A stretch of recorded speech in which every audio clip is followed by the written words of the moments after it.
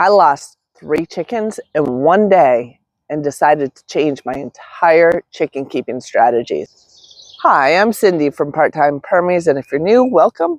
If you've been around a while, welcome back. When we first moved to this property, it actually came with 2 chicken flocks and 2 chicken coops. I moved in ahead of my husband in the winter of 2015, which was an extremely cold winter for us.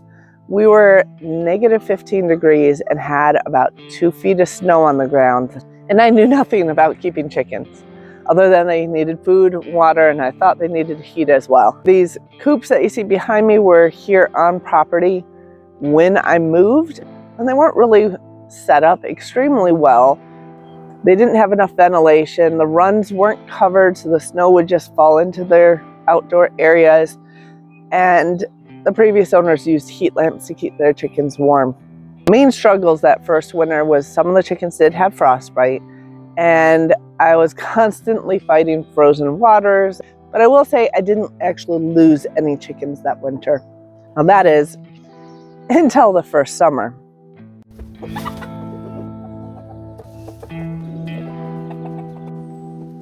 So during the summer, I had actually taken my neighbor's advice. So they basically told me that the previous owners let the chickens out to free range when the weather got nice.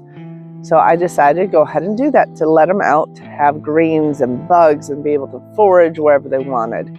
They were able to get out and wander. They went everywhere from the forest edge to the back steps to the neighbor's yard, really all over the place. One day I came home from work and the flocks were nowhere to be seen. There were piles of feathers in the backyard and one dead bird laying left in the backyard.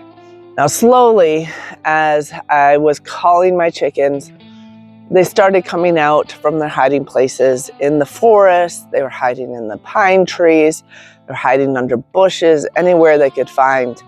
And they eventually did come home when I enticed them with treat. They got into the coop and were able to lock them in for the night. But final count, 1 bird was dead, 2 were missing, probably dead, never came home. So for the next few days, I kept the birds locked in their coops and runs 24/7. And over that weekend, I actually noticed a pair of coyotes crossing straight through our backyard in the middle of the day. So I do believe that it was a coyote that got the chickens. When I looked at the injuries of the 1 chicken that was left behind, I think the 2 coyotes probably ran off with 2 and left, but killed 3. So let's just say at that point, I had to reconsider my options. The birds did not like to be locked up all the time. They weren't able to get out on fresh pasture, but they were alive. So at that point, I started researching my options.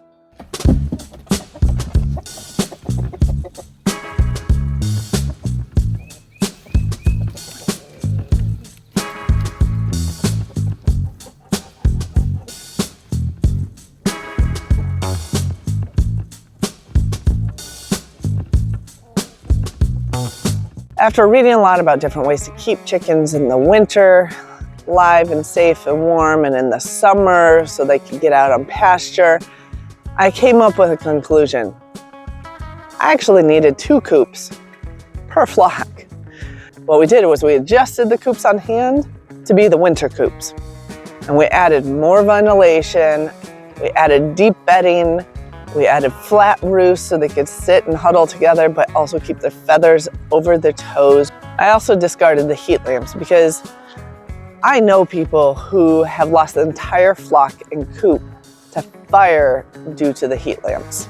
They can also break and the glass can get into their bedding material. They can peck at it, eat the glass. It's just, the heat lamps are not a good idea. Another thing I did to help the winter to keep the frostbite down was adjust my breeding program for these chickens. I no longer wanted to keep purebred flocks.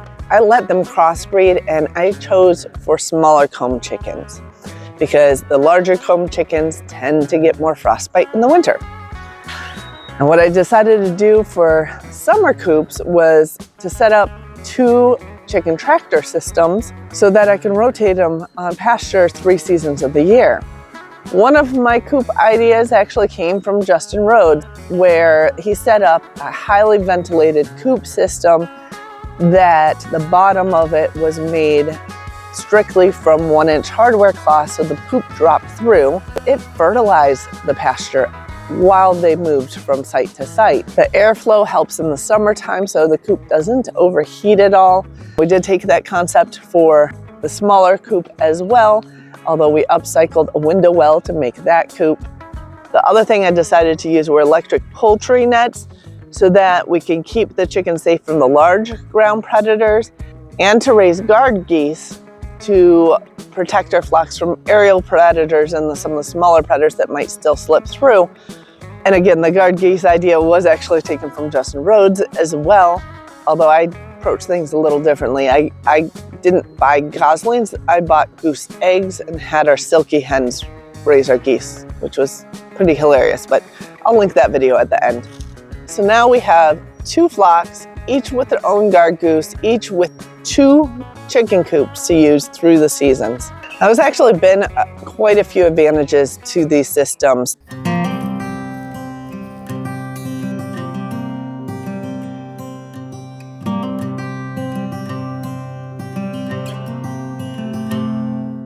The winter coops are a lot more comfortable for the chickens. I've had no frostbite. Since that time, I've had no chicken losses in the winter, even though we don't use heat in those coops. They also have covered winter runs now, so they have outdoor space that doesn't have snow because they don't like walking in the snow. I can also set up the poultry netting outside of those runs so that on nicer weather days with less snow, they can actually get more space outside, which has given a whole lot of unexpected advantages. I now have a lot of compost I can use from this deep litter method. Plus, I have a fertile space outside I could plant directly into. So this has helped my gardening system out a lot as well. The advantages of the summer coop system are also multiple. Not only do the chickens have access to the forage, to bugs, to fresh greens, every 1 to 2 weeks they get shifted to new pasture. They're kept safe from the predators while they're able to access all this, and they fertilize our areas, our pasture areas, our orchard. We actually get more eggs with this system and healthier eggs because they're out on pasture. They get more nutrition from that system than they would in the wintertime when they don't have access to greens and bugs. I can also get them pretty darn close to the garden during the summers. That way I can actually harvest some weeds from the garden and either choose to compost it or give it directly to the chickens that are on the other side of that fence. Again, another way to utilize this system for more than one purpose, get more than one benefit out of it, and still keep the birds safe and much happier. But I'm also always interested in learning more, and I'd love to hear your setups and how you keep your chickens safe and happy through the seasons in your region. I also have a variety of videos on building some of these coops, so I'll put that link here at the end and in the pinned comment below as well. And we'll see you with our next video. Take care, guys.